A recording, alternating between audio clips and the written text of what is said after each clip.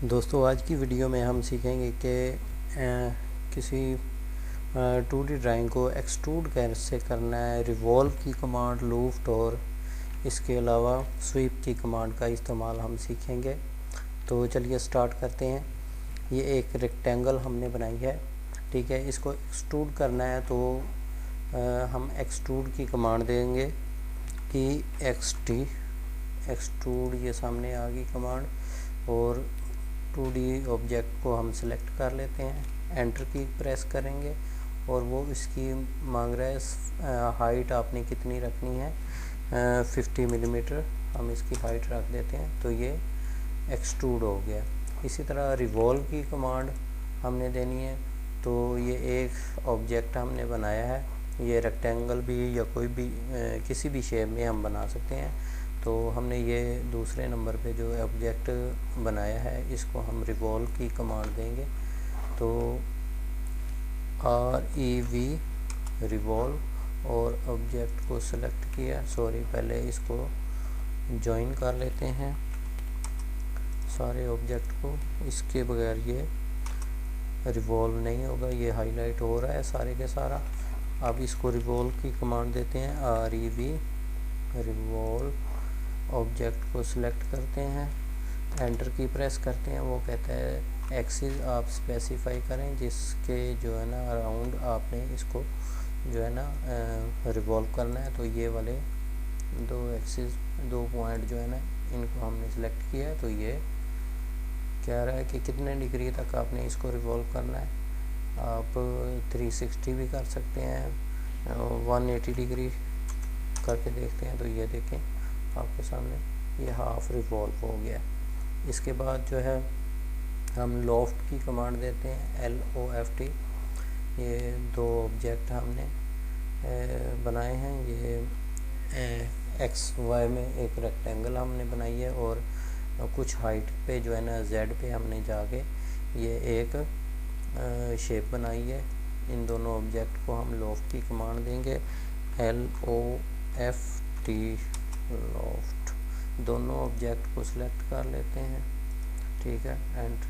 और एंटर की प्रेस किए बगैर ये दोनों ऑब्जेक्ट जो है ना आपस में मिल गए हैं। ये लोफ्ट की कमांड है। इसके बाद हम स्वीप की कमांड देंगे। ये आपने एक हेलिक्स बनाया है, ठीक है ना। यहाँ साइड पे भी आप बना सकते हैं, HEL हेलिक्स। ये आपके सामने वो हेलिक्स का पूछ रहा है कि आपने इसका डाया जो है वो कितना रखना है, 50 मिलीमीटर रख लेते हैं, ठीक है। और वो पूछ रहा है कि रेडियस जो है ना और डायामीटर दूसरा जो है वो कितना रखना है, वो भी 50 मिलीमीटर, ठीक है।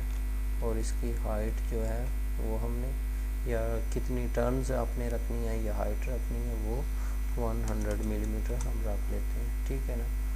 तो ये अब इसको स्वीप करवाना है ऑब्जेक्ट को। ये हमने एक रेक्टेंगल स्क्वायर शेप में ऑब्जेक्ट बनाया है और दूसरा जो है वो एक सर्कल बनाया है।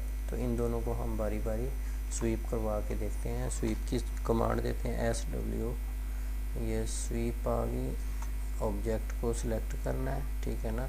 एंटर की प्रेस करनी है और इसके बाद जो है ना वो पाथ देना है जिस पे हमने इसको स्वीप करवाना है। तो ये इसको पाथ दे दिया गया है और ये शेप एक स्क्वायर शेप जो है ना वो स्प्रिंग की फॉर्म में जो है ना वो बन जाइए। ये देखें ये आपके सामने। आप इसको रियल में भी देख सकते हैं। ये कंसेप्चुअल जो है ना वो मैं दिखा रहा हूँ, ठीक है। ये रियलिस्टिक, इसकी कलर चेंज कर देते हैं, यहाँ पे आपको ज़रा वाज़ेह नज़र आ जाएगा।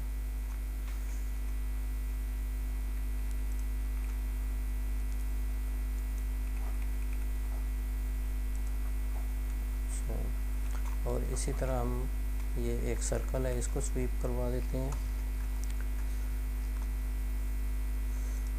ऑब्जेक्ट को सिलेक्ट किया, राइट क्लिक एंटर और पाथ को सिलेक्ट किया। तो ये एक सर्कल जो है ना ये एक कॉइल बन गया, स्प्रिंग बन गया जो के जो है ना स्वीप की कमांड के ज़रिए बना है। ठीक है दोस्तों, तो इसी तरह आगे हम कुछ और कमांड्स हैं, ये यूनियन, सबट्रैक्ट और इंटरसेक्ट। ठीक है, ये दो ऑब्जेक्ट हैं, कोई से भी हम ले लेते हैं। ये एक बॉक्स है, हमने ये एक बॉक्स बनाया है। ठीक है, और इसके साथ ही एक सिलेंडर है, इसको हम कोई भी डायमीटर दे देते हैं, तो ये हाइट दे दी। इसको अगर हमने यूनियन करना है, यूनियन करेंगे तो ये एक ही चीज़ बन जाएगी। इसको 2D वायरफ्रेम में कर लेते हैं, तो ये देखिए, ये दोनों को अगर हम यूनियन करेंगे तो ये फॉर्म बन जाएगी इसकी, ये कुछ इस तरह का शेप बन जाएगा। ये भी हमने यूनियन के ज़रिए बनाई है। ठीक है ना, तो अगर ये ऑब्जेक्ट आपके सामने, इसको हम यूनियन करते हैं तो इसकी क्या शेप बनेगी, आप इसको यूनियन कमांड देंगे, दोनों को सिलेक्ट करेंगे, एंटर की प्रेस करेंगे तो ये यूनियन एक शेप बन जाएगी, कंबाइन सिलेंडर और एक जो है क्यूब की जो है ना एक ही सॉलिड पीस बन जाएगा।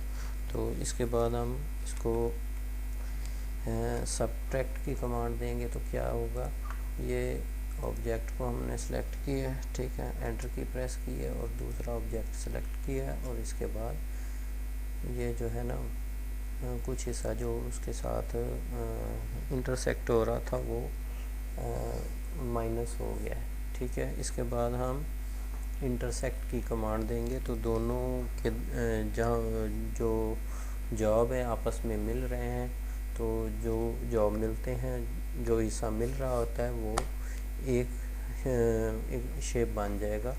तो कंट्रोल जी वापस उसी फॉर्म में आते हैं, तो इसको सिलेक्ट किया और इंटरसेक्ट, एंटर की प्रेस किया तो वही एक हिस्सा जो है ना बाकी बच गया। तो ये थी 3-4 कमांडें जो अक्सर यूज़ होती हैं 3D ड्राइंग में। तो आज के लिए इतना ही काफ़ी है। ओके।